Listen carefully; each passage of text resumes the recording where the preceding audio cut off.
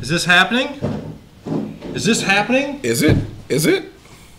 Welcome to Calling It in the Ring. This is Kevin Kittredge. I'm joined by Joe Deckelmeyer. What up? I'm also joined by Johnny Parker. Nice to see y'all again. Hey, that's it. I heard my voice. It's a Rusev Day miracle. Rusev Day, Rusev Day, Rusev Day. And you know what? It wasn't just Rusev Day today, but it was also the biggest wrestling show of the year. It was WrestleMania 34. It was? I would really, we want to hear what you guys thought about the show. We're definitely going to go through, we don't usually go beat by beat of the show, but I think today it's WrestleMania. We should go beat by beat of the weekend. Because there's we should. I think we should start with WrestleMania and then backtrack to Hall of Fame and NXT. Does that make sense? Because WrestleMania just happened. It's fresh on the top of our minds. Are we smooth? We're smoothish. We're smoothish. All right. I look better in HD. No, that's not true. Terrible. Definitely give us your thoughts, and we'll start it off. We started off with Andre the Giant. Wait, before we get into that, we have the Super Chat feature. You can do that, help support the show. We also have the THS hashtaggers. That is a community of you like-minded geeks just like us that like wrestling and amongst other things, whether it be Doctor Who, Power Rangers, anime, superheroes, all of it. It's all at THS hashtaggers. Check that out. And we also have a TeePublic store where you can get your cool geek t-shirts to wear them at your local conventions, comic stores, whatever it may be. Have you seen the one that Josh has, The Legend of Zelda, where it's dangerous to go alone, take this? And yeah. It's the hat? Yeah, that's pretty cool. Yeah. Lots of them like that, I'm sure. There's a ton. You're so good at promoting the stuff. Sometimes I forget to promote the stuff. And I know wherever you are, you shed a tear, and you don't know why when the show ends. You shed a tear a little bit. Should we do that? Should we start the show? Yeah, let's start the show. Okay, so we start off with the Andre the Giant Memorial First, Battle we Royal. started off with an opening package. I don't know how important that package was that we were in New Orleans. We needed to let everybody know. That is true. That's true. Superdome. You know, it was kind of cool around though, jambalaya. because the camera settled in and it almost looked like a fake set, but it was. I don't think it was fake set. I think it was really in town. The lighting was great. Good now. We're solid. Super solid. Look at that. Now so crisp and clean. So here's what I think. Thank you, Tony. I appreciate it. Here's one thing I do want to bring up though. The set for this year's WrestleMania, I thought looked great. It did. I thought I was really impressed with the set, and believe it or not, I felt going into this WrestleMania, I was more excited than I had been in the past. Really? Yeah, going into it. How come? Because, and Kevin and I have talked about this in the past, is that this card of WrestleMania, including the pre-show, was a highlight of so many different styles of wrestling that I think if you're a hardcore fan, you had AJ and Nakamura. If you're a hardcore WWE fan, you know you have Brock and Roman. If you're into Rusev Day, you got Rusev. If you're into like the workhorses in the WWE, you got Seth Rollins and Miz and Finn Balor. So, and the women. Let me just talk about the women real quick. Amazing. Like the women are next level at this point now. So yeah. you had something for everybody on this card on paper. Yes. Yeah, for me, the only thing that was missing, because I totally agree with you, because like you had something for the hardcore fans, you had something for your regular WWE fans, but my only critique of it was, and I talked about this with Double K like the past couple weeks, it was just kind of the storytelling. Like going into this, I didn't feel like any of that good storytelling, any of those like good feuds that I wanted to see like resolved here. The only one that I could think of like on the whole roster, like there was a really strong feud, was the Daniel Bryan versus like Kevin Owens and Sami Zayn, because that's been going on for about the past like 3 to 4 months. So we finally got to the climax of that. But for the other ones, I just wish there was a bit more storytelling. But I agree with you though. So you don't remember 6 months ago when Nicholas went to Braun and said, "I want into this match"? You don't remember that? But I don't remember that. I also disagree with that though. I think that Nia and Alexa had a great build up as well. Okay, I agree with that. No, but I think it was a good build up. 3 weeks in the making. Sure, and I think that's what Johnny's saying. But I think that but listen, WrestleMania hot shots all of their angles. I mean, if you think about it too, if you were talking build up too, with ever since the last pay-per-view, we've had the build up of the Undertaker and Cena. We just never had the match promoted, but we had that build up the whole way going. I think. Yeah, I agree with you. However, I think with the Daniel Bryan thing, realistically, I think what happened is that they said, hey, we don't want him going to New Japan Pro Wrestling. Yeah, he was probably like, listen, you guys need to start thinking about putting me in, or I'm out the door. And they did a great job because they started building something up over the past 6 months, and we were debating the whole time. It was like, is Daniel Bryan going crazy? Is he losing his mind? Is him and Shane going to have a match? And like we were debating the whole time, are they going to be like in corners having Kevin and Sami fight for them or whatnot? Like over the past like 3 to 4 months, we've been like debating this back and forth, and I agree with you. And the only problem with this is with some of the other storylines that are on here, like the Nia Jax, Alexa, the Charlotte and Asuka was only a couple of months. Exactly, it was just too short. Like I would like someone with just a little bit more meat to it. So I agree. Like there were some storylines, but they were just too short for me. See, I want some long form storytelling. Here's the downside of that, though, is that with wrestling, the way that the landscape is currently, wrestling has pay-per-views every month. And I think it's very hard to service having those angles carry through every month and getting you a fresh matchup that you had never seen before at a WrestleMania. Because essentially you'd have to build those over the course of that time frame. Now, when you get to the pay-per-views, you need a selling point. And that selling point is usually the feud blow-off matches. And at WrestleMania, these are essentially new feuds that you're kind of creating because they're new matchups that you hadn't seen before, for the most part. I mean, at least on this card, looking at over on this card, with the exception of Brock and Roman, most of this felt pretty fresh. Yeah, and Zach, I think you're doing a lot of great comments, but I think we're going to go in order. You're talking about a lot about the Roman and Brock, and I don't think we want to jump to that. I don't even think we want to do best match, worst match yet. No. I think we just want to go. I mean, even talking about it may change our opinions on some of this stuff. True. I know a couple of things that I've been listening to you guys, and I haven't voiced my disagreement yet. So we'll get through it. So the Andre the Giant Memorial Battle Royal. Mm-hmm. Wait, the women's battle royal first, right? No. It first was the Andre. I see. Okay, gotcha. So I called it because we talked about this like last week, and I called it. Matt won. Were there any surprise people? No. Yeah, one for me, Dolph Ziggler. Like after all the stuff that's been going on with Dolph Ziggler and his contract negotiation, and like them hopefully trying to do something fresh with him, I was really surprised he was in this battle royal. Well, I was versus not being on the main card, right? Yeah, we're just in general. I was like, really a battle royale? I was like, wow. Yeah, it felt like a real throwaway thing for him. Yeah, I was like, wait, he doesn't have a match. Only problem with that is where do you really fit him though? I mean, granted, you could take somebody like Randy Orton's spot and put Randy Orton in that battle royal. I think that would have been a better choice for that U.S. title match. But the card is already so packed. Listen, I love WrestleMania, but 7 hours is quite a lot. Oh no, it totally is. But I guess for me the reason why I was surprised is because again, like I was saying, like all the contract stuff Dolph has been going through, all the things about like him dropping the U.S. title and everything like that, it just kind of felt like a waste of a lot of storylines, a lot of things they were trying to do with Dolph to just throw him away to this battle royale. Like if I had to put him in any place in this title card or whatnot, we talked about this earlier. We'll get to it later, but like that U.S. title match, I could have been better by either adding him to it or maybe taking out some players in there. Like for example, for me, taking out Jinder, dropping in Dolph might have been better. We'll talk about it because I know you love Jinder, but like for me, like, yeah. But Battle Royale though meant. I don't think there were too many surprises except for the end, right? There wasn't anything too crazy that went on. My prediction before going into that, I actually thought that Bray was going to be Braun's partner. Really? Yeah, I don't know why I thought that. I think that's a good guess. So I mean, that was the closest we got. Listen, I wasn't going to guess Nicholas, but like, I just thought that made a lot of sense. But one thing I can say about I'm not the fan of the Andre the Giant Battle Royal. However, I'm kind of excited to see where this story goes.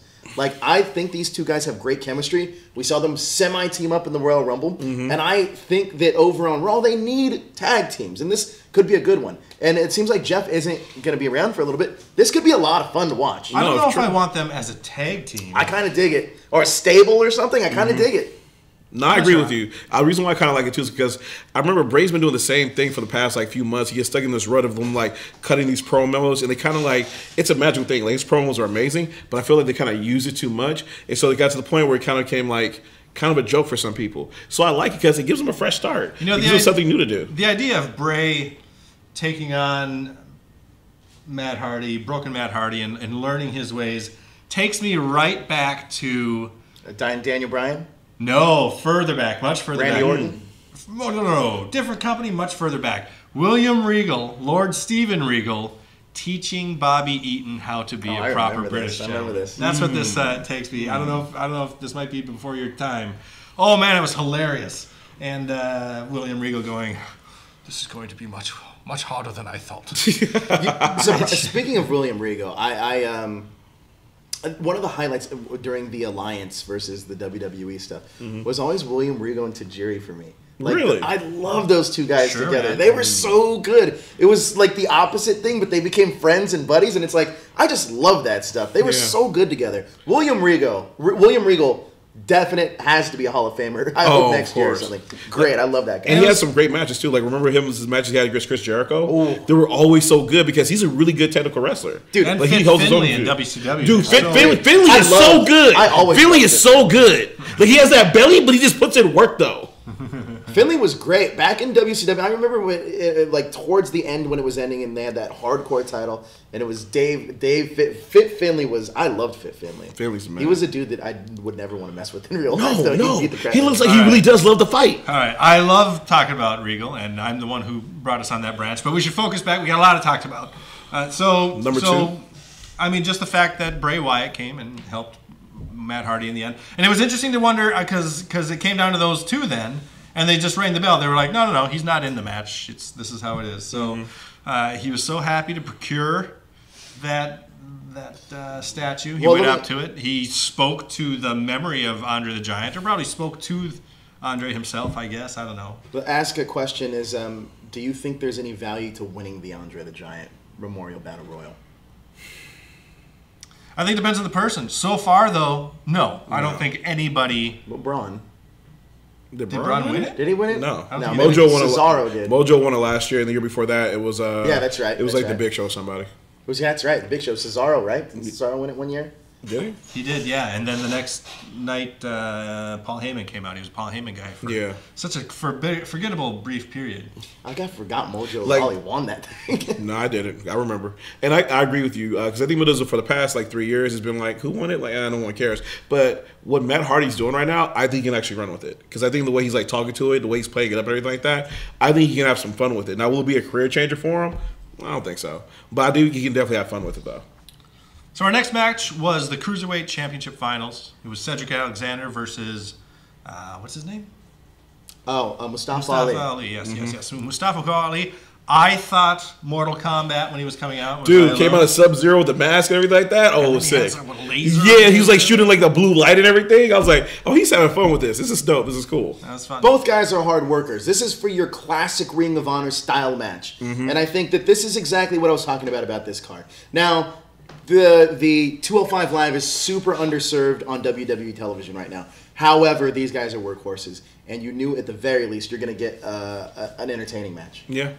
And I was very pleased that the crowd respected them. They really did. The crowd stayed alive for this. Like, I was afraid they were going to be dead, but they were applauding. They were engaged. They liked the match. And then I give the two guys credit, though. Like, for the longest time, like, we've been talking about 205 Live, they stepped up with the storytelling. There was actually some storytelling going on in this match where it's like, do you have heart? Do you have soul? There was emotion involved. I was like, all right, guys, I'm liking this. Good job.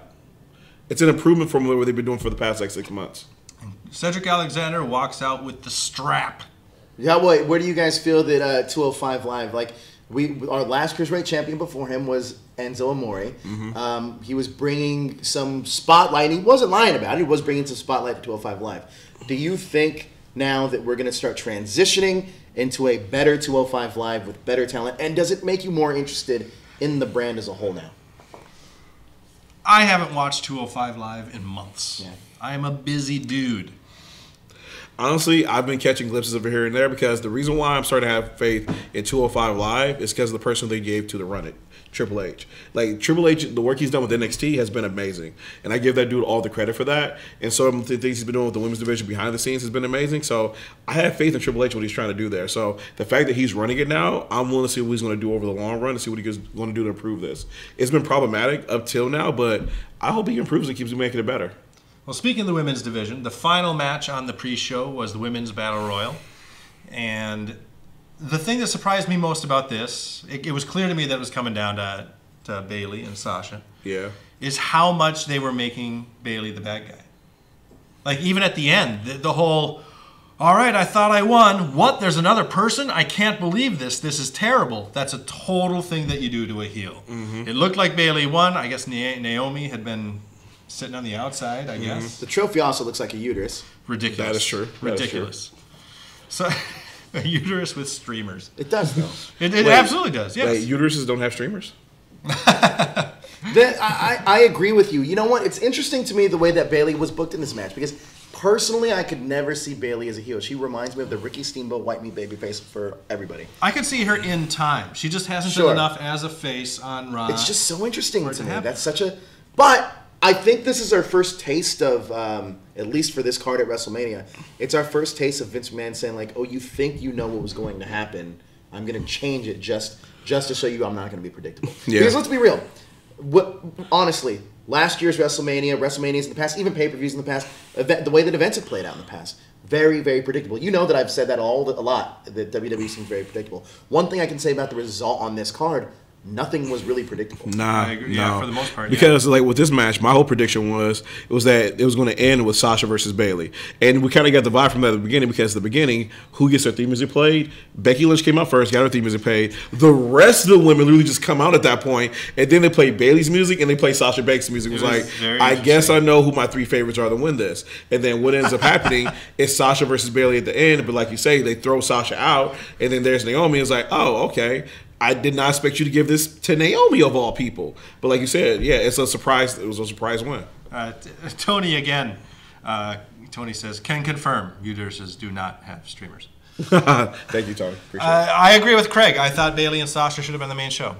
Yeah, honestly, and that's the thing that's kind of disappointing about this match is like, again, I totally support the Women's Revolution. I'm excited for everything they do. This Women's Battle Royale, I was excited for it to happen. But the thing about it is, though, the fact that you had Bayley, Becky Lynch, and Sasha Banks in this Battle Royale is like telling me that you're going to have the men's Battle Royale with Seth Rollins, Finn Balor, and Braun Strowman.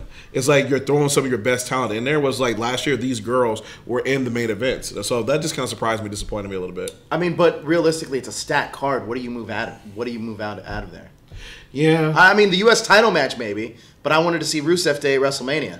And this is our first time having the tag matches too. And the Usos, if we know, have been on that WrestleMania card for 10 years. They've earned it. Like it's really hard to say what you'd put, replace on that. I think the honest thing about problem with that is because I feel like probably the reason why there were so many women on there last year because last year we had a lot of 4-ways. That was a problem too. Last year we had 2 4-ways. Just kidding. I don't think most of these matches were too long either. No, because my immediate thought is, okay, well you can trim a few minutes from this one and this one, but I don't think that they kept it moving. I mean, and we'll talk about that in a second when we get to some of these matches. But like, I agree with you. I don't feel like any of the matches went extremely long. They seemed all decently timed. Mm-hmm. It's just really what they did in between the ropes in that time is what I had some issues with, and some like blew away my expectation. So we'll get into the main card. Who did you want to win the Women's Battle Royal though? Because I was really hoping it was Kairi Sane. Oh, Kairi would have been amazing. Kairi would have been awesome. She's so good. I didn't even pick. What do they get? What do they get? They get the uterus. They get a uterus. Honestly, finally. Like, Kairi Sane is one of my favorite wrestlers, especially in NXT. She's killing it right now. If I had to choose a winner, Becky Lynch. I feel Becky's been getting overlooked for the past, 6 months and everything Deservingly like that. so. I just wish You just don't like Becky Lynch. I think she's good. I personally just don't think she's as good as her 3 other horsewomen. Well, that's not fair. It's not fair to her. She's among the best 4 out of. Exactly. She is the Ole Anderson of the. But it's horsewomen. Say, okay, we got LeBron James, we got Kobe Bryant. You're the 4th best out of some great people. Whoa. I think that she had the potential to be on par with Sasha and Bayley. Mm-hmm. I think Charlotte was a little next level for those girls, but I think she could have been on par. It's just some of it might not even be her fault. Her being put on SmackDown. Tell you what, I'm going to shut you down because she is very popular. I didn't say she wasn't. What you say. No, she's very popular. I didn't say she wasn't, but if she was that popular, she'd be on the card for WrestleMania. I don't think that's necessarily in her hands. Yeah, because like you just said a minute ago, the women only had 2 spots. They had on the main card, there were only 4 women. Yeah, they definitely had 2 spots. I'm not saying she's not popular, but if she was as popular as we're talking about right now, she'd have a spot on that card. Yeah, but Sasha's really popular too. You can say the same thing. Sure, but she's not more. But she's not more popular than the 5 women there's 6 women that made it to the card. Wait, 4, right? I think 6, including Stephanie and Ronda. But I mean, okay, this is also split up by roster. We're looking at our board here. I'm sorry. But Nia Jax, if it was on the different show, Becky Lynch would definitely be in that. And I'd put more money that Sasha Banks is more popular. There's one women. I disagree with that. You're telling me you're out of your mind. You're telling me if Nia Jax was on SmackDown, that it'd be Alexa Bliss and Becky Lynch. Yes. You really believe that? Why would I not? I don't think so. I think that probably would have been Sonya, whatever, Baszler, whatever her name is. I mean, she's making more of an impact than Becky Lynch is right now. I will say this though, I do agree that Nia Jax is that weak link right there, and we can name a few wrestlers who are more popular than Nia Jax. Like for example, Sasha Banks is definitely more popular than Nia Jax. Bayley, we can make an argument for, and so I think she's the weak link on that card right there. And Becky is certainly more popular than any of these women that you've just mentioned. No. Absolutely not. She's not more popular than Shayna Baszler? Then what's her fucking name? No, first of all, there's Kairi Sane? Yes, she's more popular than Kairi Sane. Wait till Kairi Sane gets to the main roster, and we'll see what happens. Well, I'm not. You're sure. You're talking about something in the future. I'm talking You know about what? I don't now. even think she's more popular than like Ember Moon. You're wrong. Okay. I guess I'm wrong. I don't think I am. I disagree. Just because she's on the main roster doesn't make her more popular. Because I will tell you right now, just straight up fact, as a wrestling fan, Kenny Omega's more popular than half these guys on this card. He's not even in the company. Okay, well then why isn't he in WrestleMania then? Because he doesn't have a contract with the company. Because I mean, you're kind of going on your own arguments, and it's pissing me off. Let's move on to the beginning of WrestleMania, which starts with the IC title. Well, even before that, because we get introduced these two gals to sing the national anthem, and I can tell you what, if you ever want to be booed at a big sporting event, be introduced as the future of music. Fuck the fuck off, the future of music. And they get booed, but then they did sing very well. They sang National Anthem. It was very nice. And they did sing it very well. Mm-hmm. And then, yes, we start with the Intercontinental title. Seth Rollins versus Miz versus Finn Balor. Seth Rollins came out with his super blue eyes. That was supposed to be a homage to the White Walkers from Game of Thrones. Oh, so that was? Yeah. Oh, okay. I didn't watch Game of Thrones. That was the whole White Walker thing. That's why they even made reference to slaying the king. The King Slayer. That was the whole White Walker gimmick. Okay, because I was wondering because like usually it's because he is like a big like nerd and a comic fan. I love that about him because in the past he's come out with like X-Men type pants or Deadpool type pants. So tonight I was looking, I was like, because they were just kind of gray, and I was like, huh. So yeah, I didn't catch that, but that's dope though. Fucking The Miz comes out with those stupid sunglasses and a Naruto headband. It was very strange. That's The Miz. But he did tell his guys, his Miztourage, I got this. I'm going to do this the right way. And he came down with a purpose. And there was a while where I was like, I don't know if The Miz is necessarily going to lose this match.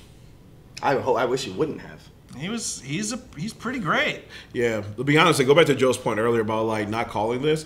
Honestly, my favorites to win this match were my first favorite, Finn Balor. I was like, oh, he used a belt, used a push, maybe have some fun. But I think everybody thought that. Yeah, and then after that, my other favorite was like, well, maybe Miz. But you brought the point last week about maternity leave. I was like, yeah, but maybe Miz will get it. But then it was like Seth Rollins. Nah, Seth Rollins gonna get this belt. Why would Seth Rollins get this belt? He'll probably go to the main event scene after this or something like that.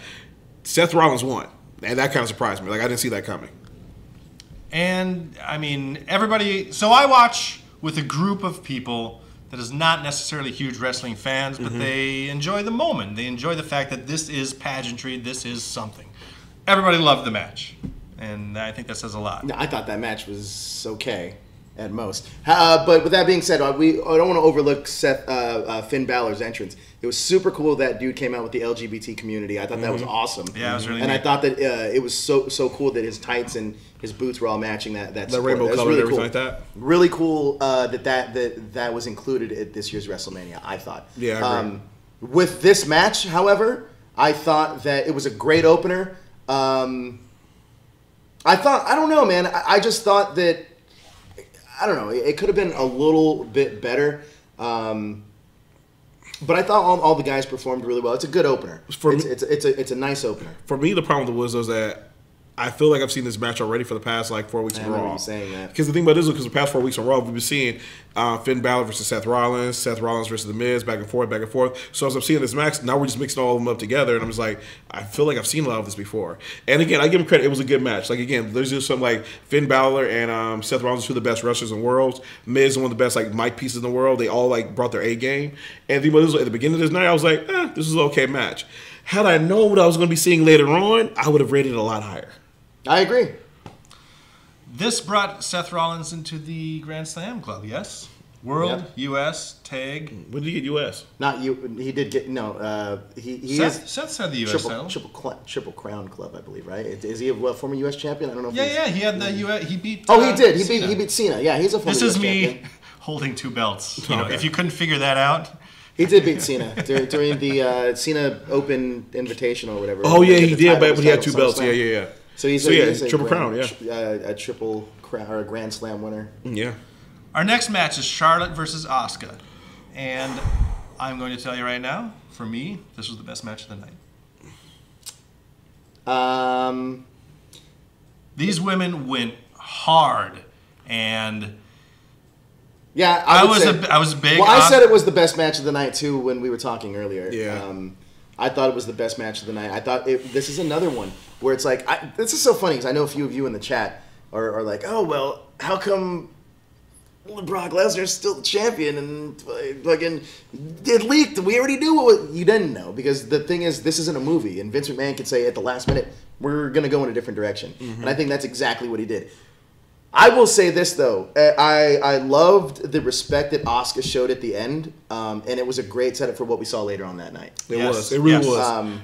Like this is like tonight was like a big. It was like overall storytelling through like all the matches, and I agree with you. Like having what happened here with like showing that respect about Charlotte was ready for Asuka, and the hug and the embrace was like totally awesome. And then later on we get to AJ versus Nakamura. It's like holy shit. You know, it's funny because some of the people who I was watching with, one of them was like, "There's a lot of hugging in this," and I was like, and I told them, "Hey, it's about respect, and they're good guys, and good guys fighting each other. I think it's great." And then, yes, of course, as you guys mentioned, it was a big build-up to the switcheroo later. Let's talk about the actual work in this match though, because this match I thought from beginning to end, the pacing. We talked about the pacing being a little bit slower, but a well-told story. Because once you get to the certain parts of the match where it just picks up, it picks up great And impactful, even when it was slow. It was. Yeah. Oh yeah, it was And great. these two women have great chemistry together. I can watch again. I almost wish this match was last because it was such a beautiful moment, beautiful match. And we talk about pageantry in WrestleMania. I love Charlotte's entrance. Oh, so good. So good. And what was cool for me is it reminded me of like Triple H's old entrance. And for people who know, when Triple H entered like a long time ago, he entered with his gladiators, he actually entered with his ring girls being Sasha Banks, Alexa Bliss, and Charlotte Flair. Yes. So I kind of felt it was a cool callback to that. I was like, look how far you've come. You have your own entourage now. Yep. And low-key as we were watching, I was looking at Charlotte's entourage. I was like, which one of them is a gang? Which one is a gang?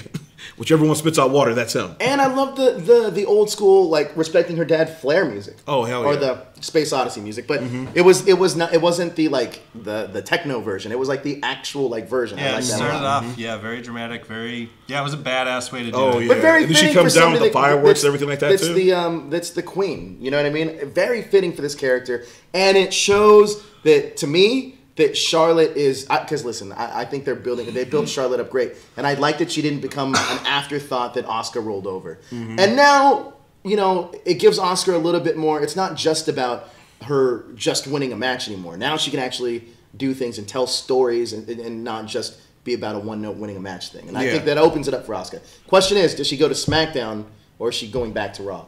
That is a good question. I don't have the answer. We'll It's find also out going in the to next be couple of days. exactly. It's also going to be interesting to see which women get called up for to compete against now, because that was an amazing match. And not to spoil too much when we talk about NXT later, but Ember Moon may potentially be moving up as well due to some things that happened with her last night. So there's a lot of possibilities coming soon.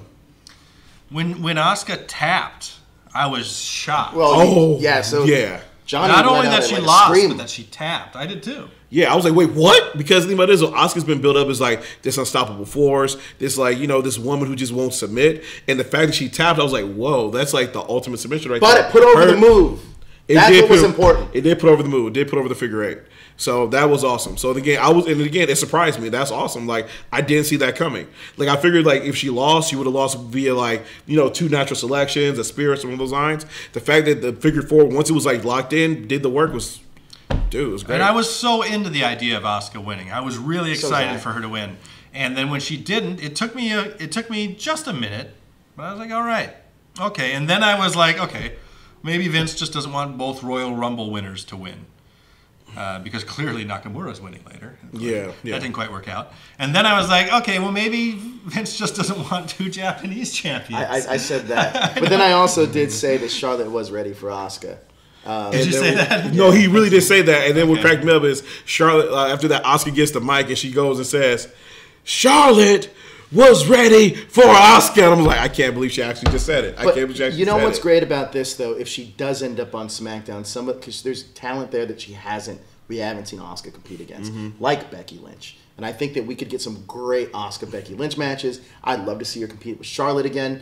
And you know what? Bringing up these new girls like the Riot Squad and her, like I think this could be really cool if Asuka does make that jump over. I agree, because the thing about this is they've always said this in the women's division: iron sharpens iron. And the part of the reason why they said Asuka stayed in NXT was for so long is they wanted her to help the other girls get better, which was true to a certain extent. But now that she's on this main roster, now she can help these other girls take these matches to the next level, like Natalya, who's amazing in the ring, but you just might argue she doesn't have that many good people to work with. And like you already brought up, like Becky Lynch. So now we potentially get to see some really awesome matches happening soon. Wait, I gotta give a shout out to all of you fans that are still in the chat, mainly because it's 11:25 here on the on the West Coast, so I can only. It's almost like 2:00 in the morning on the East Coast.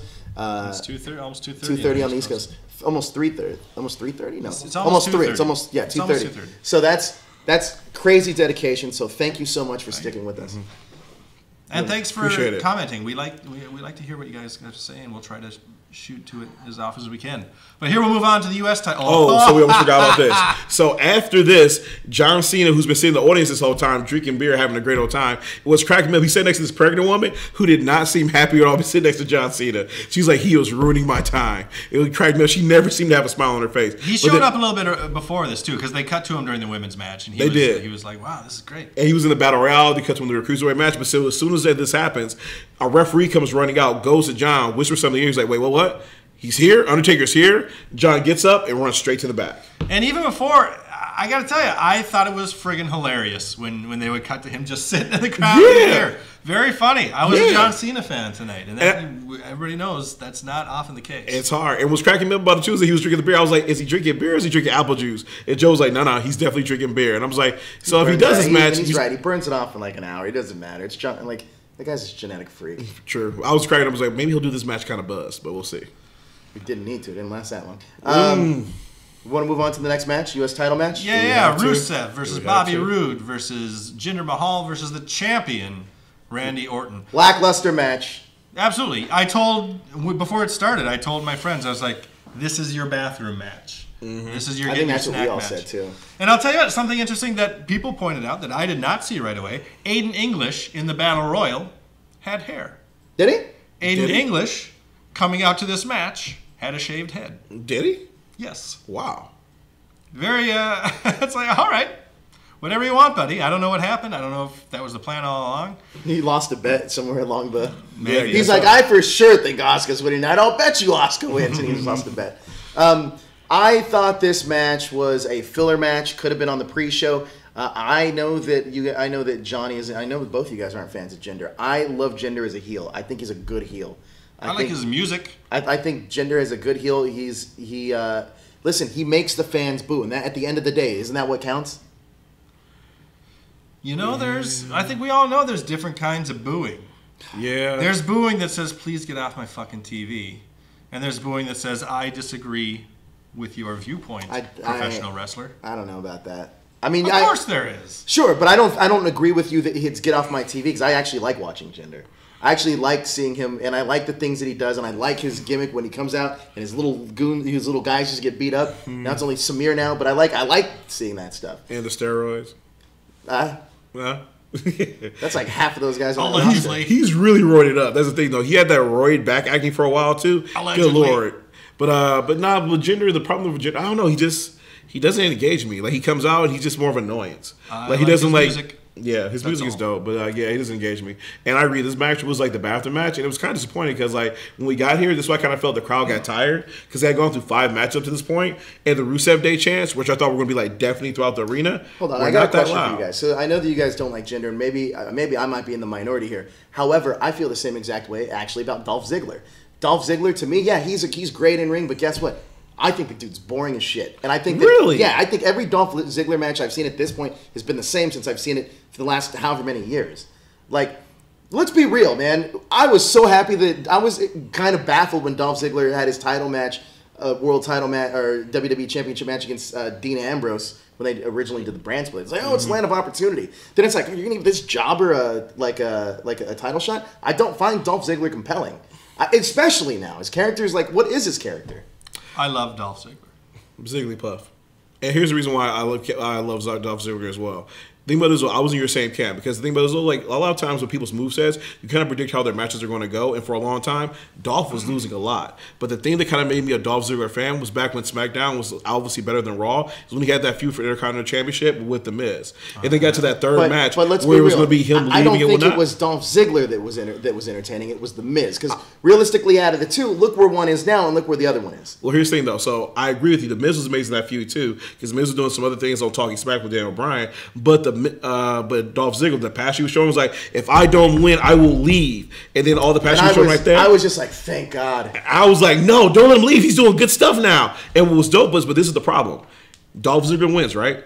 And he gets the belt, and then what immediately happens a month later? They take the belt from him and they give it to somebody else. And then they give it back to The Miz later on. The thing about it is, The Miz has always gotten this Intercontinental Championship, this thing that he kind of like hang his hat on, that he's protected, that he's used to like, and he has up this level. He's like, I've elevated this championship, and it's helped elevate him as well. But that's the problem, is that Dolph hasn't given an opportunity to like win enough. That's what the problem was with Bray Wyatt was for a long time. Bray Wyatt is creating these amazing promos, but sometimes to be a heel or to be a villain or to be a good guy, you gotta win sometime. I don't know, man. John Cena hasn't won a match in the last like 2 years. He's won a match in the past 2 years. Cassie? He hasn't even won a match from 2017 to 2018. He did. He beat AJ Styles in the past 2 years. Okay. Well, he didn't win a match. He hasn't won a match this year. And he beat what you call it? He beat Seth Rollins in the past 2 years. But he hasn't won a match this year. Yeah, he's been on a losing streak leading to this Undertaker match, which is part of the storytelling. For the last 4 months, he's been on a losing streak. Yeah. So I don't know. I just feel that. At pay-per-views, on pay-per-views at Raws, he's been whooping butt because he had to beat somebody to get that match for the Elimination Chamber. Oh, Finn Balor. Yeah, he beat Finn Balor. Yeah, and then he had to beat AJ Styles. He beat AJ Styles to get the match for the Elimination Chamber too. For the Elimination Chamber? It was for something he had to beat AJ Styles to get a. Oh, that's right. That's right. Yeah. So at pay-per-views he's been losing, but the shows at the Raws and SmackDowns he's been giving them 5-4 show. Fair enough. I'll say something that I think you guys probably won't agree with. I don't care about watching Bobby Roode in the ring. I like his entrance music. I like his look. I think he's got to have the right guy to have a great match. But what's his last match? This is the same thing with Randy Orton.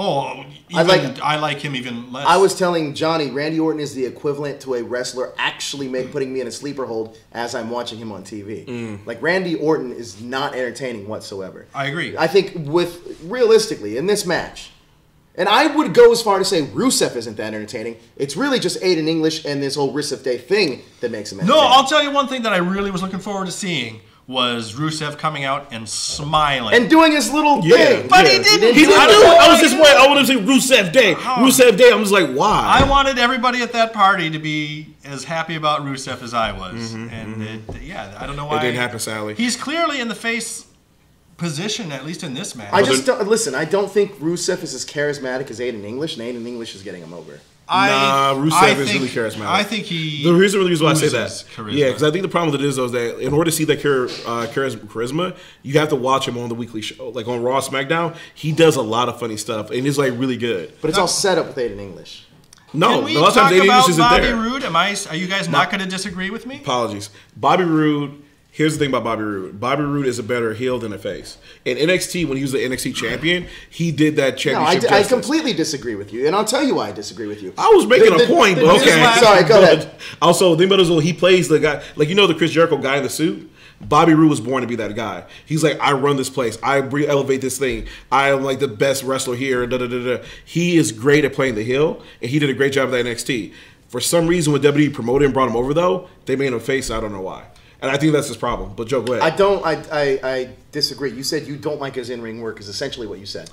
You don't like him in the ring. What's his last great match?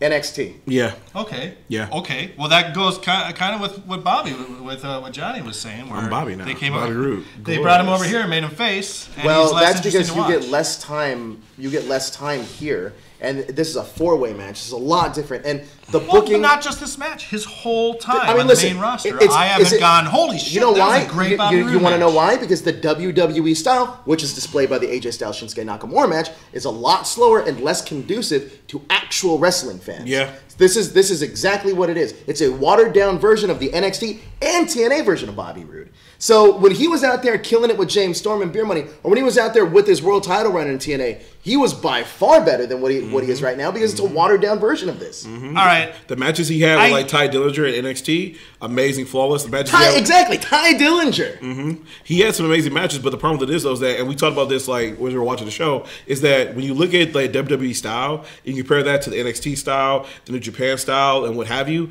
it's a much slower like match. And the thing about it is though is that I'm not exactly sure why it's so much slower, but it's not engaging, and that's the problem. I need to kind of call out what I think is incorrect about you mentioned a lot the WWE style. It's what it's called. Okay, all right. The kiki But punching. by that, then with the WWE style, Bobby Roode isn't adapting to the WWE style, so he's not entertaining in his matches, apparently. That would mean that nobody in the WWE doing the WWE style has had a good match. No, John Cena and AJ Styles had a good. Okay, WWE so style you match. can't blame the fact that there is a WWE style. You absolutely has can. To, You absolutely can. No. Either the WWE style kills matches and makes them not worth watching, or it doesn't. No, those are apples and oranges. Those are not the same thing. So you're going to tell me that Shinsuke Nakamura and AJ Styles, are they great performers or no? I think yes. Yes, and have they had great matches in the past? Yes or no? Yes. Had they had great matches in the WWE? Not with each other. Tonight There was you not go. good. There you go. To make a comparison that goes outside of this, though, imagine like a coach and run out offense. Like right now, you look at the Houston Rockets. Mike D'Antoni is one of the greatest coaches of all time. He's an offensive-minded genius. But the thing about it is, though, he has the right players to to utilize that system. James Harden is an amazing player. He's been an MVP candidate for the past 2 years. But all of a sudden, when Mike D'Antoni comes along and they have the right pieces around him, that elevates his game to the next level. So the thing about it is, though, is that a person can be an amazing wrestler, an amazing player, but the system you put them in can either hinder them or take them to that next level. I agree. It's on the WWE to recognize what this person's strengths are. Like Seth Rollins can have a great match with WWE style. John Cena can have a great match with WWE style. But when you look at guys like Shinsuke Nakamura, a Finn Balor, some of these guys who bring over from New Japan and whatnot, sometimes you have to be like, look, we got to be flexible because what's our ultimate goal here? Is our goal to sell tickets or just make these guys wrestle our style? All right, but I mean, I'll say Shinsuke, that match tonight wasn't great, but Shinsuke's had good matches. He's had great matches. AJ's had great matches in the WWE style. With John Cena. But you Sure, know, sure. And I'm sure others. I'm not going to track them all fucking down, but we know that they've happened. Bobby Roode, I have not seen that yet. But you've only seen Bobby Roode in like a handful of matches. Yeah. I mean, a handful. When did he come out? When did he come over? Listen, look at the people he's been up against. They're not stellar performers by any stretch of the imagination. Randy Orton, Jinder Mahal. Jinder And I like Jinder Mahal's character, but I When don't did think he he's get great here? in it. When did he get here? And when's it going to happen? When he's in the ring with somebody like AJ Styles or Shinsuke Nakamura. I feel like he's been here long enough to have a standout match. But see, the problem, yeah, and the problem with the two is though is they be like, you know what? It's so funny that you say that because Becky Lynch has been here forever and she barely has good matches. damn it, KK, come on, defend Becky. I'm just saying she's popular. I'm not saying that I need to fucking marry her tomorrow, although I would marry her tomorrow. I'm just saying that she's very popular. But here's you the thing, also too. said that she was on the same level as Sasha and Bayley. And I disagree with that because obviously those two girls can go out there and have good matches where I haven't seen that in Becky Lynch in quite a while. All right, well, so I'm wait, bored wait, of Bobby wait, Roode. wait, I'm bored of Bobby Roode. me- Somebody give me a let me Bobby Roode match that I can Let me watch help and you go, real quick. holy shit. Let me help you real quick. Because here's the thing. Because this kind of takes care of both points. Because one, I think some people have more juice behind the scenes than other people.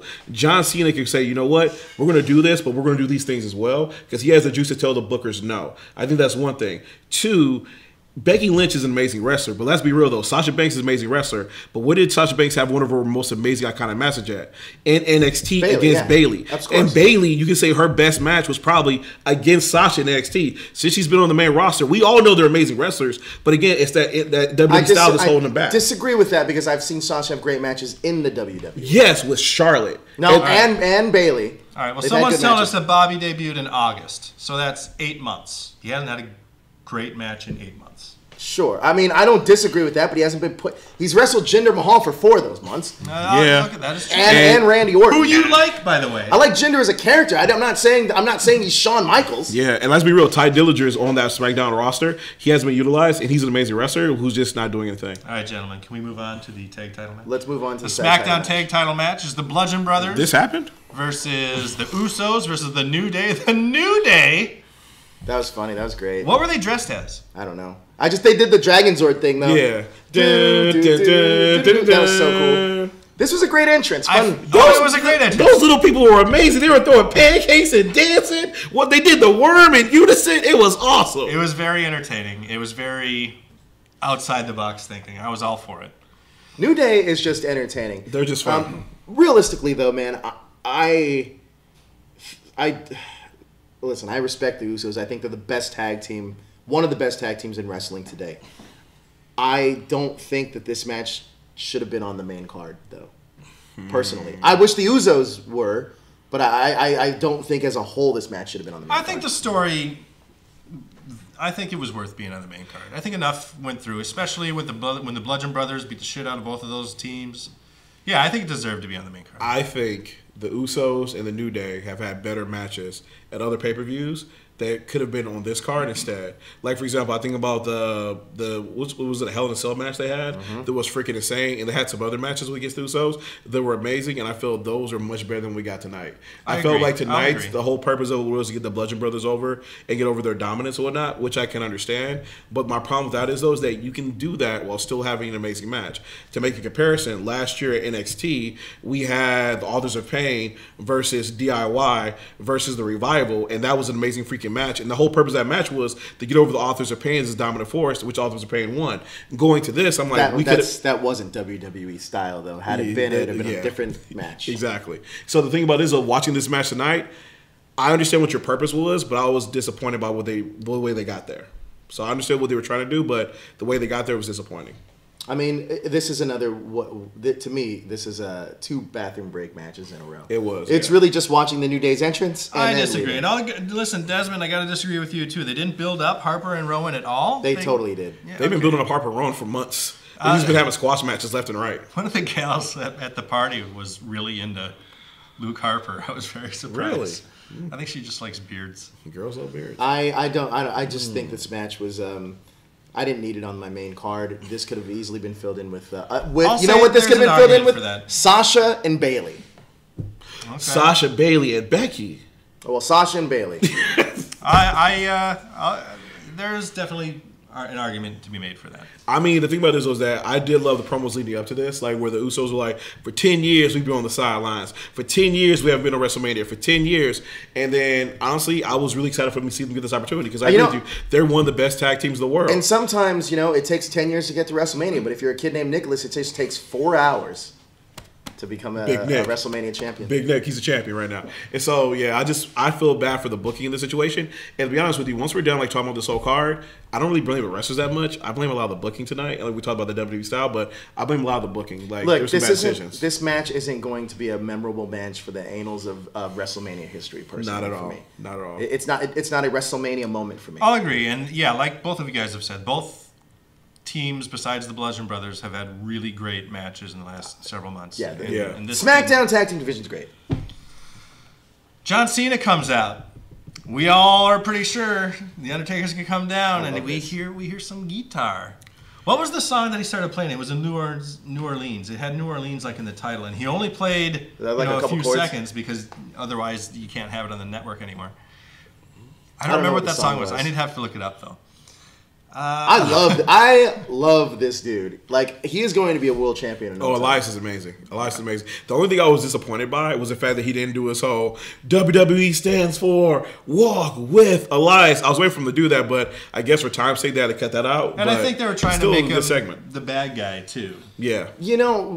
Interestingly enough, with Elias, I know that I don't know if we ever talked about his NXT run, but when he got to NXT, Triple H straight up told him, like, you don't need a lot of time here. You just need to learn how to really get the system down because you're perfect for the main roster. And he is. Yeah. He's a guy that's transitioned seamlessly into the main roster. Oh, he really has. And his gimmick is over. He is over. He is funny. He has a unique look. He's a bigger. I mean, he's not super tall. He's like 6'1", but like he's a bigger guy. Somebody that Vince likes, and he's a decent worker. And the thing about it too is, though, is I totally agree with everything you're saying. He's also a character as well. Yeah. Like Vince Russo and Stone Cold Steve Austin were doing an interview the other day. They were talking about this, about how WWE is lacking the serious like character department, and the Drifter, this whole thing Elias has created, is an amazing character that he's gotten over. And the cool thing about it is when you have that character, when you have characters play against other characters, you get memorable moments. Like in the past weeks, like lead up to WrestleMania, I remember when he had that match with Braun, and Braun comes out playing his own guitar, but instead it's a giant cello and everything like that, which is hilarious, and then just having a blast. Like, he's doing great work. Like, I'm happy for him. I agree. Like, he's a future champion coming.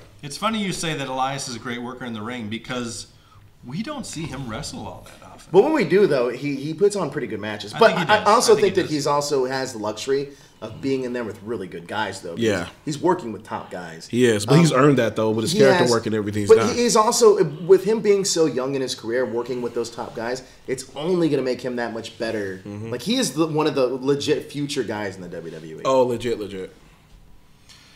Well, Cena makes quick work of him, tosses him out, and he starts to leave, and then we finally get the Undertaker. Makes his way down. Well, it was like we see the trench coat and the hat that was left in the ring. That's right, and lightning. And then lightning strikes it, and it disappears. Well, that live audience didn't have lightning. That was the shitty Power Ranger effects that we got on the TV show. Didn't they used to? Maybe it was, because like Asuka had fake effects, terrible effects. And so then after that, we go back, we go to the stage, and then we see here comes Undertaker, and then they start having their match. All right, so I did not want this match to happen. And I'll tell you why. I felt that last year, to me, it hurt me to watch The Undertaker work with Roman Reigns. He couldn't move around that well. Roman was really doing everything in that match. I think this match was actually booked pretty smart, though. Because it was like 3 minutes. Yeah, it's like 3 minutes. Yeah. It was so short, though.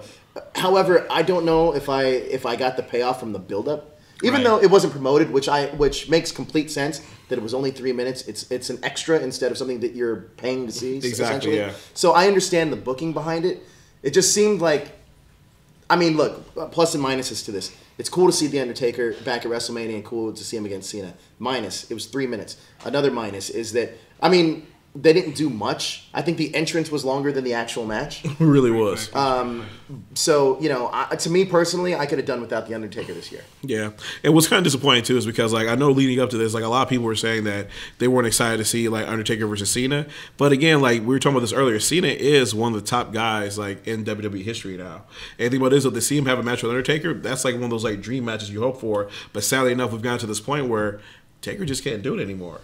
And so the gift we got was like, it was but okay. I think I was just going to actually kind of say the opposite. Where last year he definitely didn't have it, and this year I'll put in the positive line. I put the fact that it was short as a positive. Oh yeah, and he didn't embarrass himself. It's 3 minutes, but I also think that that's a negative though.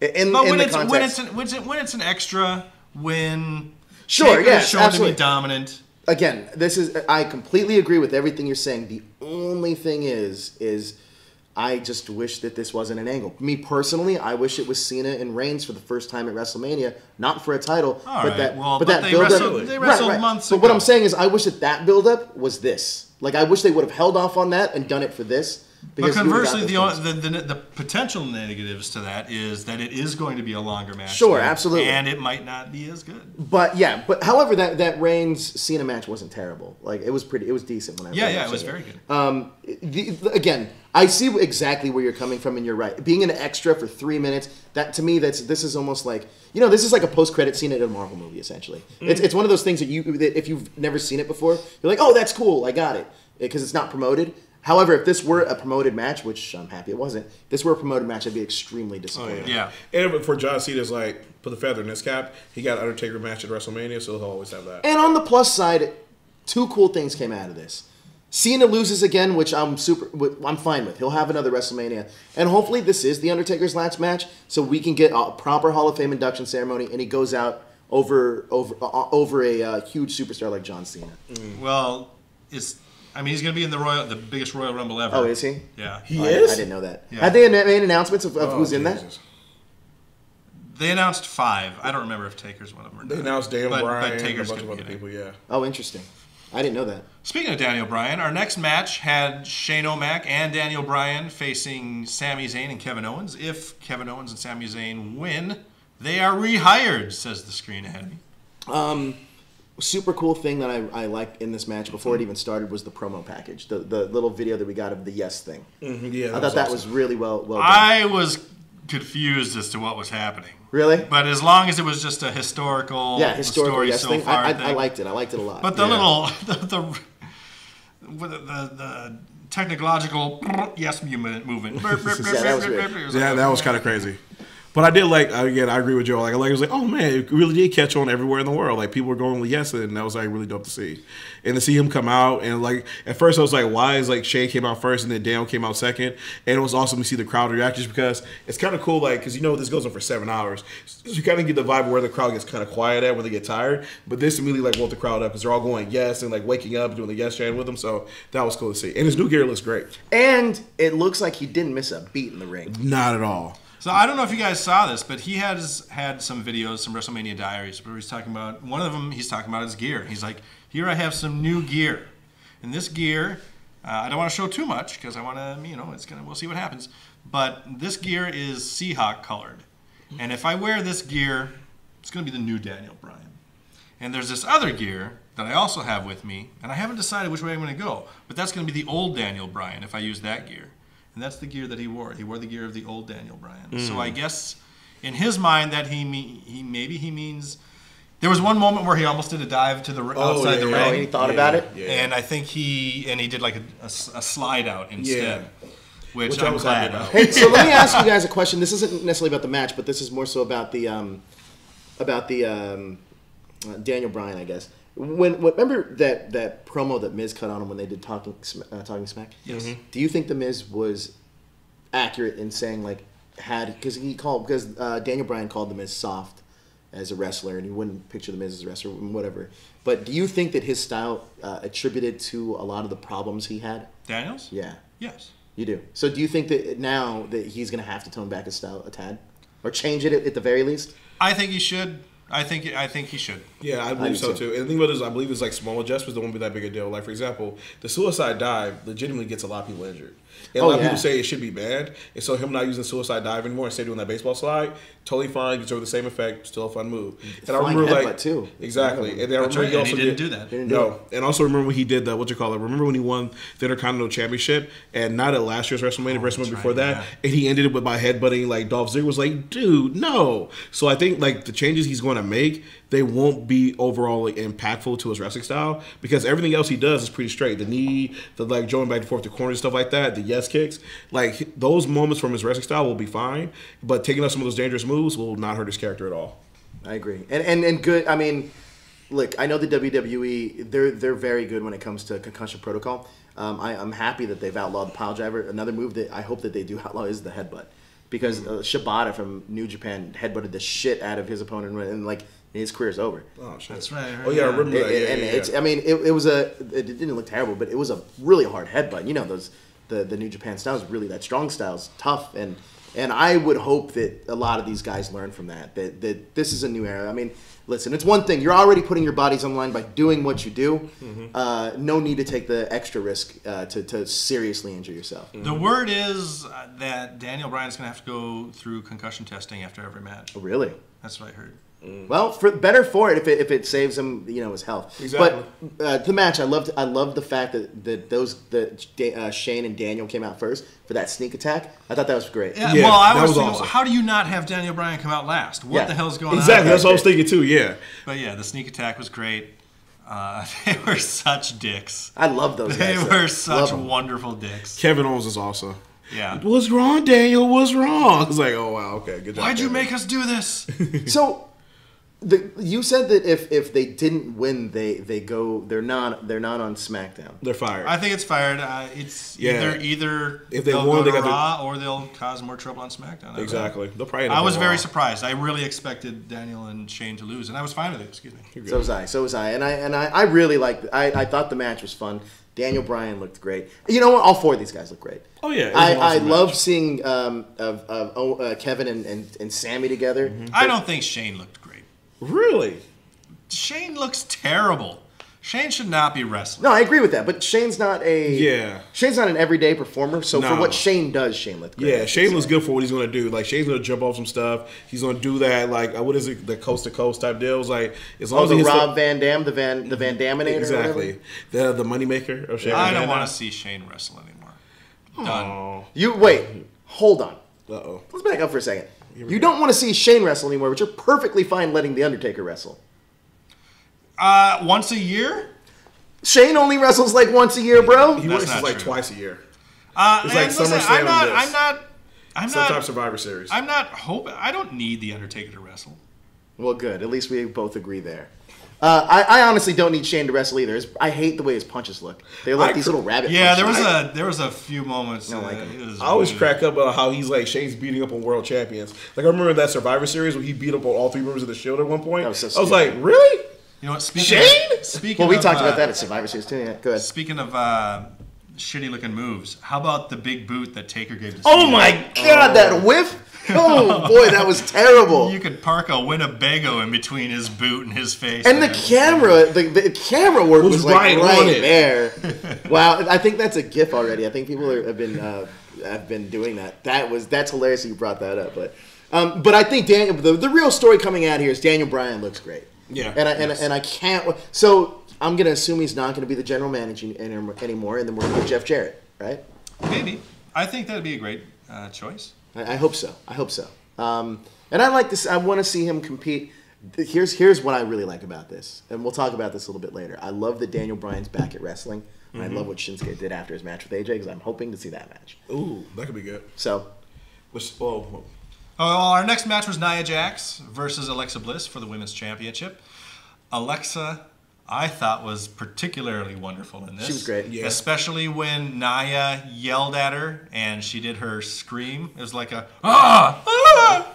And before this, I love Nia at the beginning of that match when she does the Mickie James. I was like, okay, we're going to have this match. Instead of being like, oh, I was going to wrestle you and this person being on the side, like, no. Before we even get started, I'm going to go and decimate this person on the outside really quickly. That's smart. You know what? Top to bottom. Look at that. Oh, my God. Top to bottom, I thought this match, the psychology of this match was really good. It was really good. So it was smart to have Nia take out Mickie really quick. And I loved the story that they told in the ring where Nia was dominant in the beginning, but Alexa did outsmart her a little bit and took out her legs. Stuff like that. Yeah, took her eyes out. This was a really good classic like wrestling match. Exactly. A big person against small person. I really like the psychology of this match. I agree. It was like a David versus Goliath match, but a lot of times you want David to use these moves against Goliath to have a chance of winning, but this is the way David was the heel using this to try to survive, like flicking the eye, going for the legs, and like all this kind of stuff. Alexa, the next thing I was telling somebody earlier, like they were like, "Is Alexa a good wrestler?" You know, she's a decent wrestler, but she's really good on the mic, and she has a really smart style. But see, Kevin, this is exactly what we were talking about earlier with the WWE style. I think Alexa's a great WWE style wrestler. Yeah, with her heel tendencies. I'm sorry. I think we skipped a very important match. Did we? Did we? Did it happen yet? Uh-oh. We'll go back. Well, we go back to it, right? Yeah, we can go back to it wherever it was. Where the fuck is it? It was after you. You know, I didn't see it because it wasn't in bold. The Kurt Angle and Ronda Rousey. Duh. Oh my God! I can't forgot that. We'll talk about that one. Yeah, let's finish Nia and Alexa. Whoa! How do we forget that? Yeah. Okay. We'll talk about that one next. But again, I thought this was a great told story. Both these ladies worked really hard. I think Alexa to me has been the breakout women's star for the last year. I know that can be an argument made for Asuka, but I don't think Asuka's been around that long. Not Becky Lynch, but Asuka hasn't been around in the WWE that long, up to the main roster. But to me, I think Alexa's been turning out some great work, some great mic work as well. Honestly, I would go further than that. Say she's been like the breakout star for like probably about the past 2 years because before when she was on SmackDown. She was on SmackDown Women's Champion, and again, like she's had matches with Becky Lynch, she's had matches with like Sasha Banks, like Bayley, and all these people, and every time she's kind of held her own because she's shown herself to be like smart, wily, cutting in the ring. She's a really great heel, and her mic skills are like second to none. like one of my favorite moments for her. And to this day, I'm disappointed that we don't have Talking Smack anymore, because I remember like she wins the belt and she's on Talking Smack after the pay-per-view, and she's really like, you know, torn up. She's like, I can't believe this. Like, I called my mom, I told her all this stuff and everything like that. And then Daniel Bryan starts asking her questions like, well, do you feel you deserve it? And she like immediately goes back to heel mode. And she brings on her character like, what do you mean I deserve it? Of course I deserve it, Daniel. And she just knows how to go back and forth so flawlessly. Like, Alexa's amazing. She's an amazing wrestler with a great character. Props to her. She deserves all the success she's getting. I'll tell you, I thought Alexa was going to win. It could have went either way for me. I had a feeling Nia was going to win. I thought Nia looked like a bumblebee. Yeah, I thought she looked like Michael Jackson a little bit. This nice gold costume he used to wear back in the day was like, yeah. I think that I thought Nia was going to win, but by the way the card was kind of going, it could have been anybody to me. There it is. Oh, wow. Oh, you brought that up during the show, didn't you? Oh, yeah, we talked about this. And then also, she also ripped off Mickie James' costume at one point. It was like, we'll trade out. Tell you what, speaking of entrances, during this video package, the people at our party, we decided, hey, there's a new Solo trailer. Let's check that out. So we watched the Solo trailer, and we missed Alexa's entrance. Did anything neat happen? Did she do anything neat? No. Oh, she descended. She was like on a platform and descended to the ground. Did she? That was it. Yeah, it just kind of lowered to the ground. She descended like a goddess. That's cool. Yeah. And then when she got to the ground, she looked to the back and said, no, you may come. And Mickie James walked out. Okay, let's backtrack to the tag match. Triple H and Stephanie McMahon versus Kurt Angle and Ronda Rousey. And after the entire show and after this match, I was like, man, I've never been more wrong about a show in general. Mm-hmm. And at this point in time right now, I tell both of you that I think this match should have closed the show. I agree. No. Well, if we're talking just work rate, I think it should have been Charlotte and Asuka. Yeah. However, with the spectacle of what it was, yes. And I actually think, I'm with you a bit, this match really, really surprised me in a good way. It was. Like, for me, like, lead up to this, we've talked about it a couple of times. I never felt Stephanie McMahon was a person to carry somebody through, like, a match, especially their first match. But at the same time, though, Ronda didn't need much carrying. She did a great job. When she came into it, was able to adapt really quickly. And Triple H carried the shit out of Kurt Angle in this match. Yeah. Yeah, I'll say that, too. You know, I fucking love Kurt Angle. And he's slowed down. You know, he's 49 years old. Well, not just that. I also think that it's a lot of that has to do with it. He's not in the ring all the time anymore. Yeah. And it's an active competitor. But what you know is weird for me. You guys give me your opinion on this, because as I was watching this match, I couldn't help but compare Kurt to the match he had with Dean Ambrose and Seth Rollins back when Roman Reigns got injured. He had to be part of the Shield for a moment. I felt the match he had there was better than this. Yeah, but he was, again, carried. I mean, it was the surrounding circumstances. I like this one better than that one. Oh, I like this one better than that one, too. No, I'm not just saying his performance. Sure. I felt his performance there was better than here. And we're talking about, and I also offer much praise to Ronda Rousey. But let's be honest, this wasn't a tag match where they called it in the ring.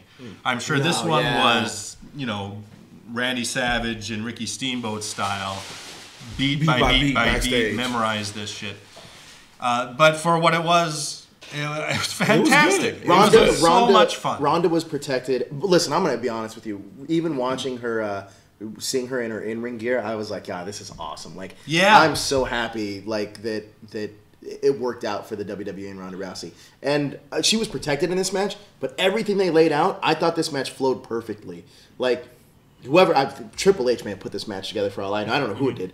But I thought the pacing of the match was really good. Oh, it the was storytelling. great. I loved that Stephanie was that little chicken shit heel that would always do these things. Yeah. And when you finally get her in the ring, it's like, all right, here we go. Like, this match did everything a wrestling match was supposed to do. It was. And again, I agree. The storytelling was amazing. And it had a bunch of, like, fun moments and spots. Because the problem with this, though, people always assume when we say spots have to be these death-defying things that might injure someone's career. Yeah. They don't always have to be like, sometimes it's have to be like these fun moments. You're like, oh, that's really cool. Like, a fun spot is when Ronda Rousey has, like, a Steph almost in the armbar. And Steph and Kurt Angle's about to put the ankle lock on Triple H. But then Triple H manages to get over and help out Steph. Another great moment is when Ronda Rousey, no.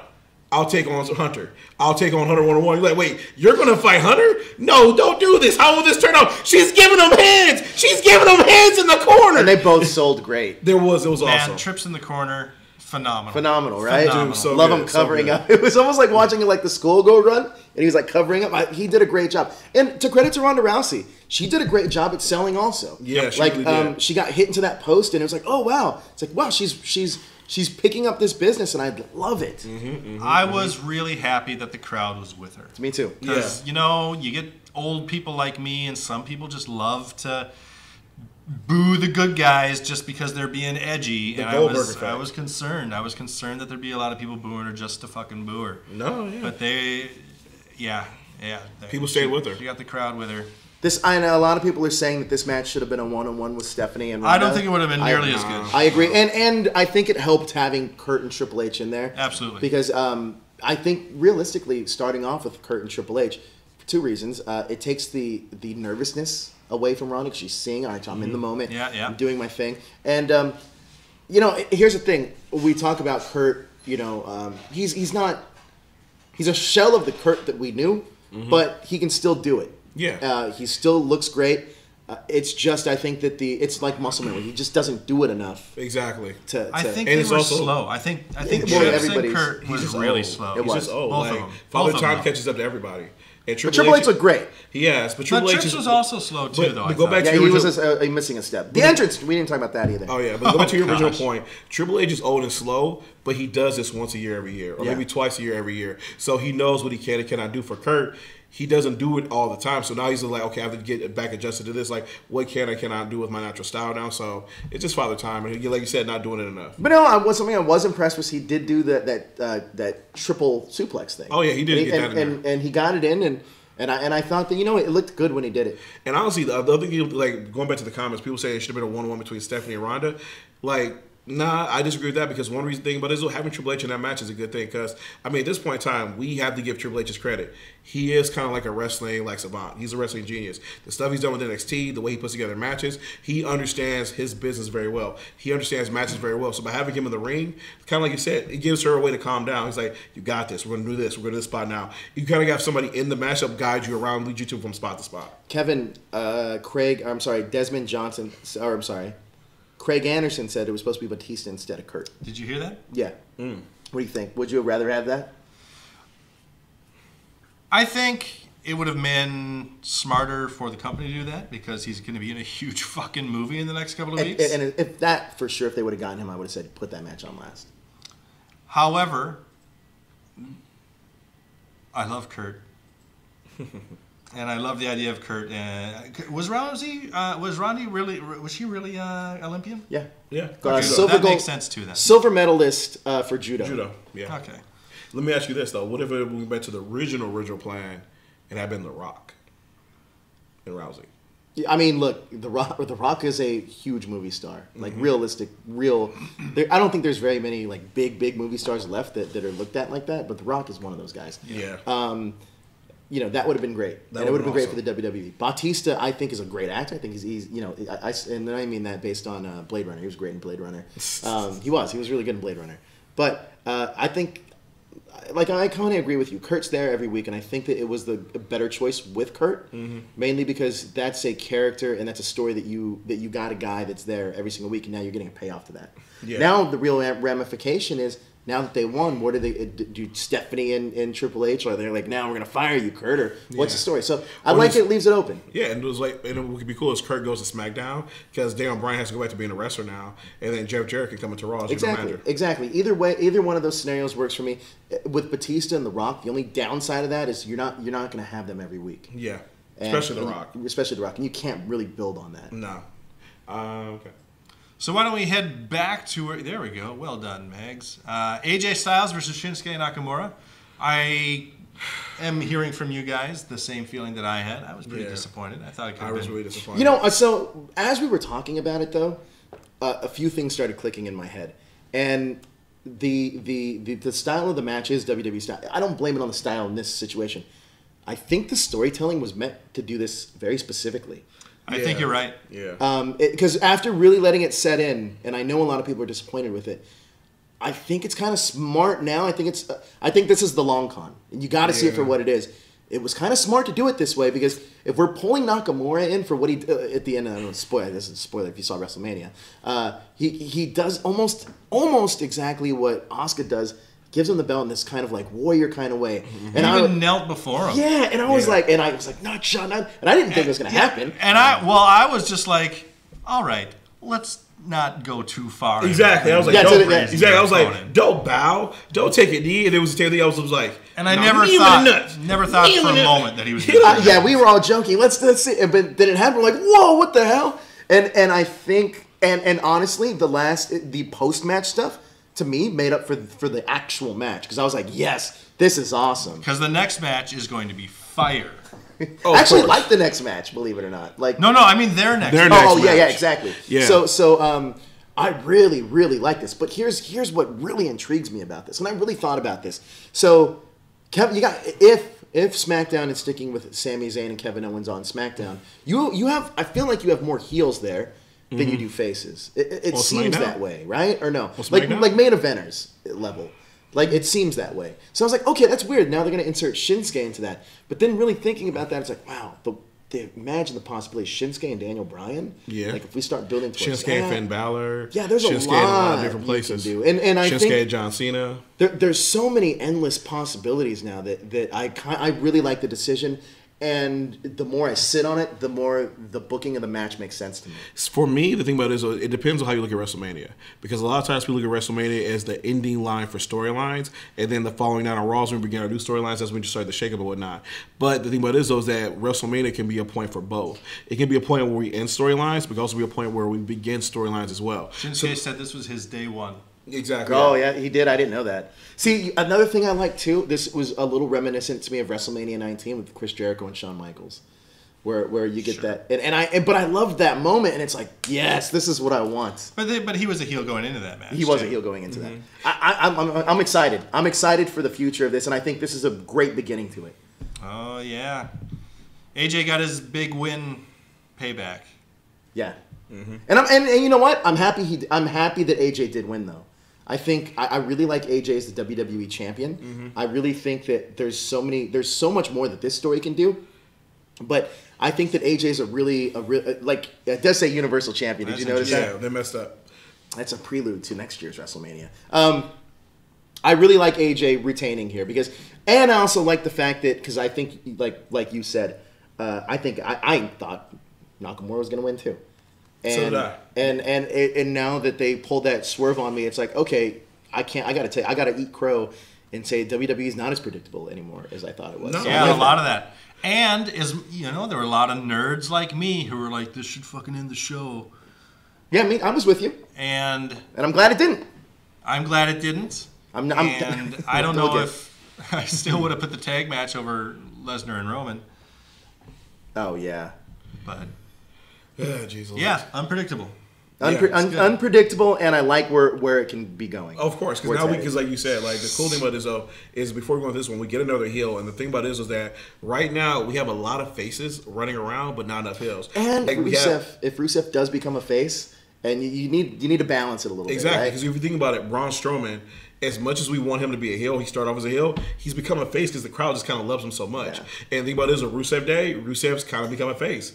So, and Bobby Roode, somebody who should be becoming a heel, is running around as a face right now. So we need heels. If Shinsuke is a heel, could be awesome because he'll be a dominant heel. So props, it will be really good. Let's take a break for a second. I want to say thank you to all of you that are still staying at home. Our numbers have increased, actually. We have even more viewers now. Thank you guys so much. We're on this WrestleMania high, and thank you for joining us.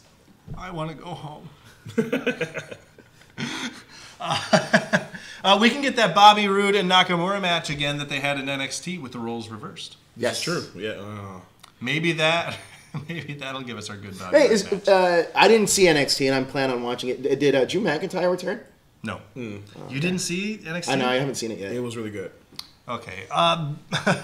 So the bar came out with a delightful little New Orleans crew with their big old fancy disguises and whatever have you. All right, I was fine with it. Braun came out, and he said his tag team partner was Wait. Before we get there, though, I love Braun's two things that Braun did. One, when he comes out, because they come with the Mardi Gras, like people in the giant heads, everything like that. When Braun comes out, he does his Braun. The fact they all start running away, patting away from Braun, that was hilarious, and that was fun. Then he pushes their Mardi Gras float off and everything like that, which was like, all right, it's Braun being Braun. I'm surprised he didn't flip it, so that was cool. But then, as you were saying? Well, more to what you were saying is Braun pushed the whole darn thing off the stage, which was amusing. Braun says, my partner is going to be one of you. And went through the crowd.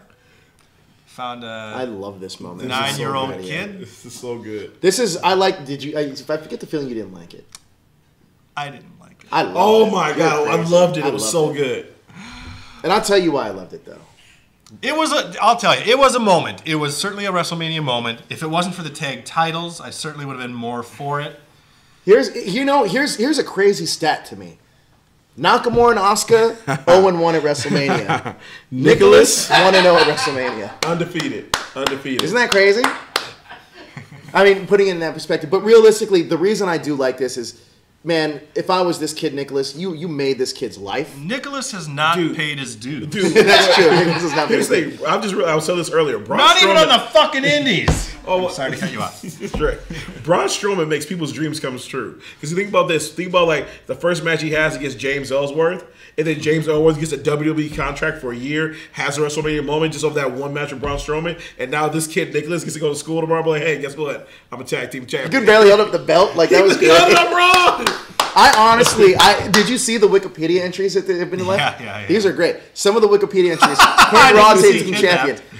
Braun Strowman and Nicholas, a child Braun kidnapped. This is brilliant. Very like, funny. It was so much fun. And then the match itself was hilarious because you see Nicholas up there the whole time, and he's like shaking the rope and everything like that. And people are making memes of him where it's like the one with Ralph, where he's like standing up there, was like, I'm in danger. And it's like so hilarious. And then I love the fact when it's like, he's not going to tag in, is he? He's not going to tag in. Braun sticks out his hand. And then Nicholas like, fuck it, I'll do what I have to do. And I love the crowd getting, like, there was a Nicholas chant that Yes.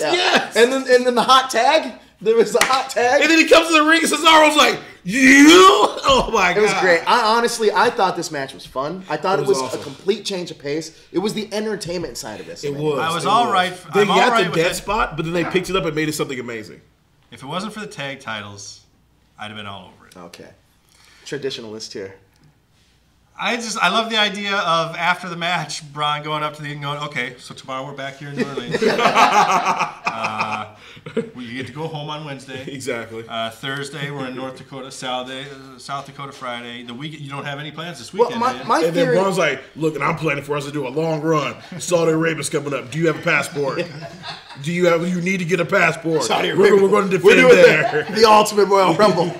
No, I think my theory, and I could be completely wrong about this, is my theory is that Nicholas is going to be kind of like the proxy of the fan of the city. Yeah. And I think that they're going to choose a different kid from a different city, and that's going to be the tag team. Which is awesome. Is what I'm guessing. Which is so I don't cool. know if that's true. I've just made that up. But, or hell, maybe Nicholas does travel with the... Oh my God! Who knows?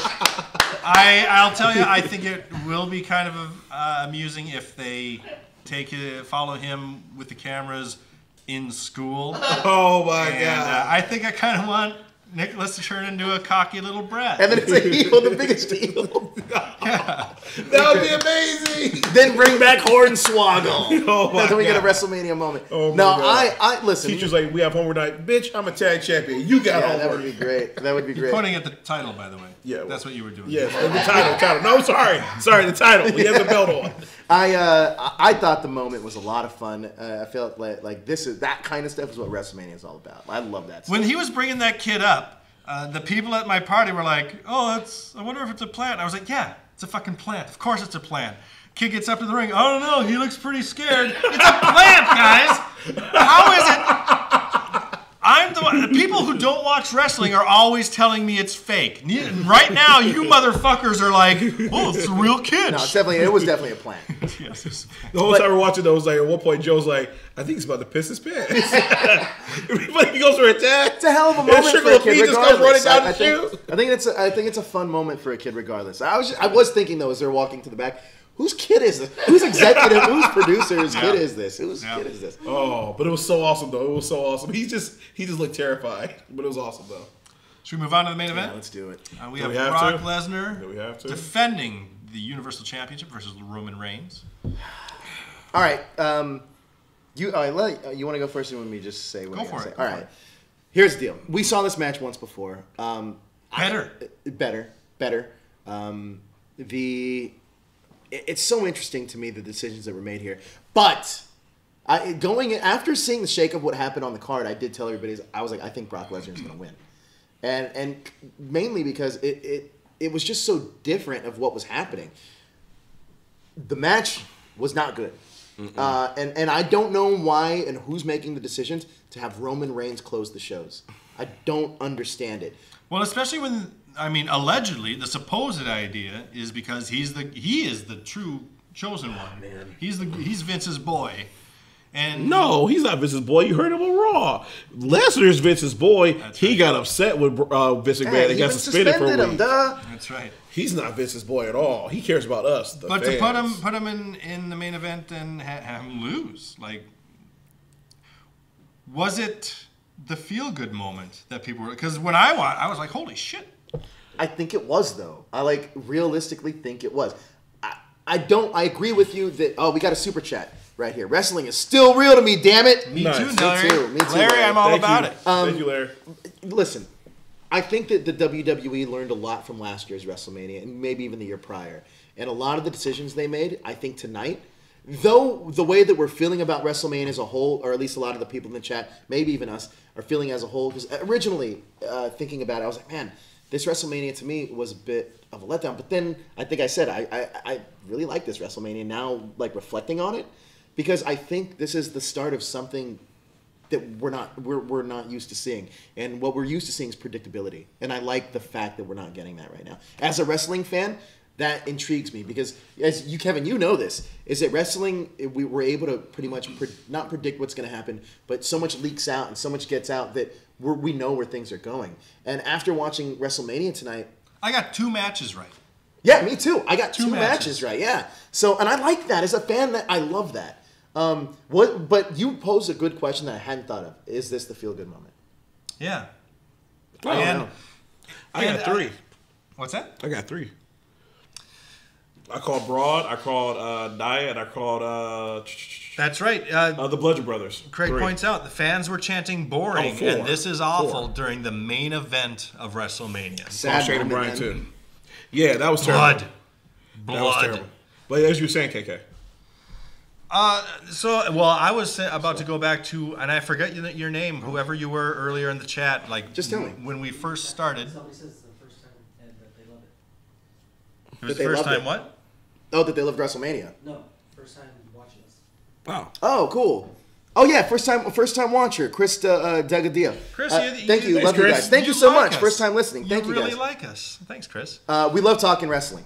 But so earlier, someone in the chat was like, what are they doing, flipping the script like this, yada yada yada. The thing is, we don't know what the script was. Mm-hmm. We like to think that we know what the script was, but we're just fans. We're all just fans, and sometimes Vince is like, you know what, I'm going to set this up like this, and we're going to actually do it like this. And I was surprised. Yeah.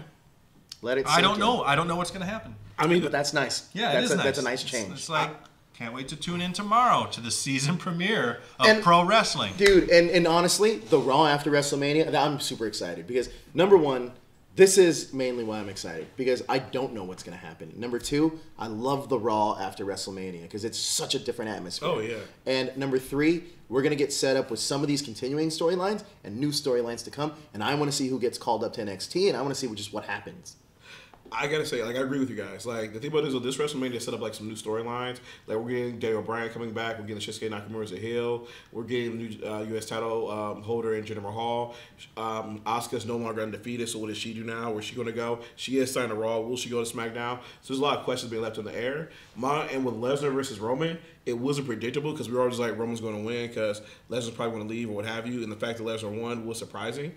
My only problem with critique of it was though is this that.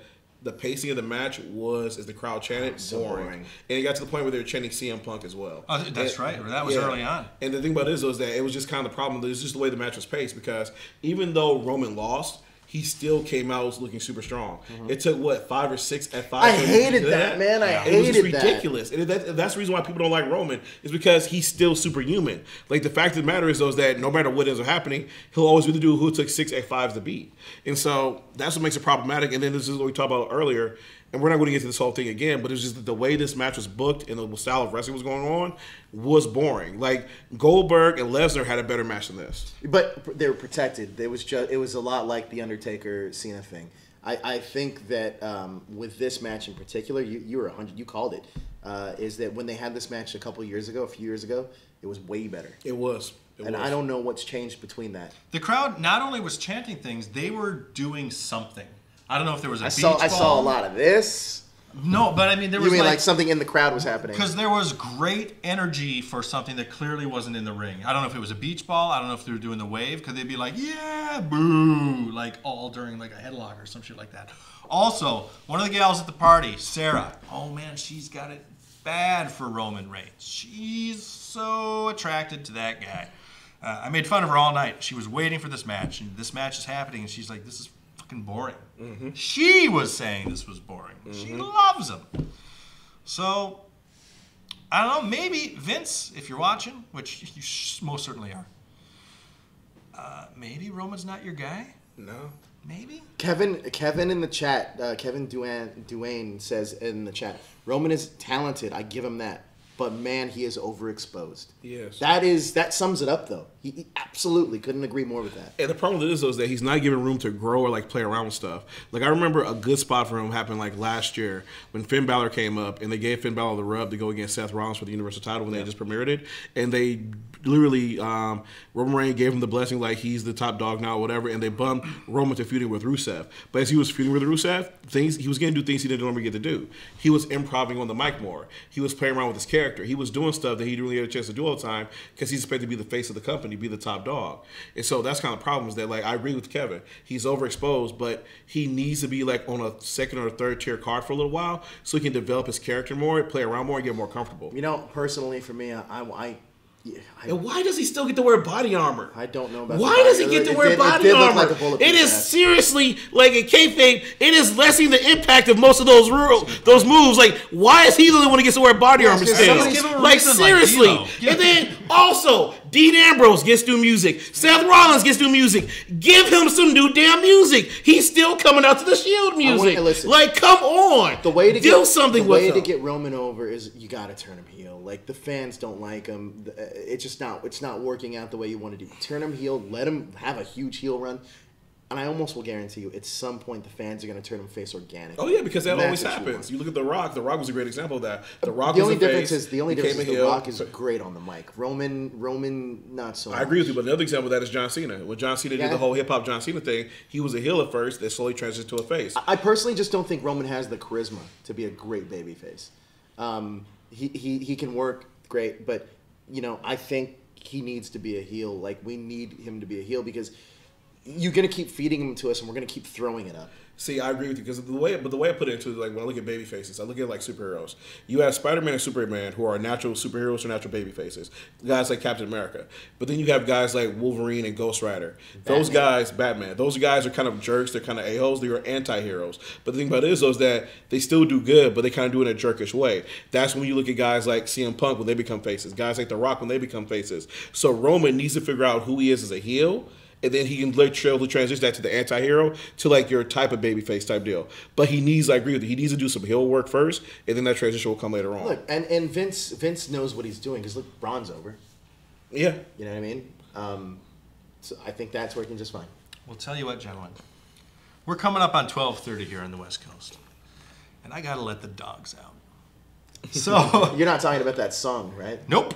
I need to let a couple of dogs go to the bathroom, not in the living room. We're going to go home early. The ref's giving us the wrap. Is it early? Are we going home early? We're going home early. But tell you what, I know we really did want to talk about NXT TakeOver. It was fucking awesome. It was well, why don't we save it for Tuesday? We'll add it into Tuesday's episode. Yeah, maybe. I probably am not going to be here Tuesday. Tuesday is I have a chance to make some good money. And it's my birthday. I turned 44 on Tuesday. Happy early birthday, KK. Happy early 44 birthday, years old. Thank you very much. Well, so we'll see who's here. I'll fill in. We'll see. We'll see what happens. Maybe nobody will want to buy me anything for my birthday, and I'll end up coming here anyway. Who knows? Probably not. But hey, Mr. Johnny Parker, Mr. Joe Deckelmeyer, It's been a pleasure. Thanks, This is the everybody. first time that three of us have ever been on a show together. Yeah. Yeah, it's been a while. Yeah. So if anybody's new to the show, we generally record on Tuesday nights, right after a bit after SmackDown. Usually about like the 7:30, 8 o'clock time slot. Not at 12:30 at night. No. This A little is bit very earlier. late. I am an old man. Joe, where can we find you on the interweb? You can find me on all social media at that hashtag Joe and over on at ScreenRant.com. How about you, JP? You can find me at JohnnyP313 on Instagram and Twitter. I'm at Kevin Kittredge on Instagram and Twitter as well. Guys, thank you so much for watching. And the season premiere of Pro Wrestling starts tomorrow night. Make sure you're there. Good night, We'll everyone. see ya. Deuces.